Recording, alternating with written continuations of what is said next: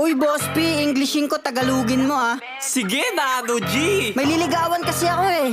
Ayos yan! Tara! Huwag mo ako papaya ah. Siyempre naman! Let's go! When I first saw you, I love you. Nung una kitang makita, bigla ako natae. All goods in the hood, Facebook is my hood. Sa Facebook ka lang maganda, sa personal hindi. Your face is like a fireworks, your face is like on TikTok. Meron ka bang putok na parang umuusok? Your hair, I have a pet shop, I want, I love you too.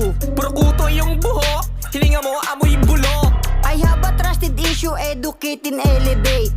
Huwag kang magagalit, meron akong kabet. I don't have a confident, but I have a overwhelm. Kahit ikaw ay pangit, di ka pagpapalit. Now calling you a baby, baby I miss you. May anak ako sa una, pati sa pangalawa. I'm broken family, but you only in the one. Nakabuntis ako ng iba, at ako yung ama.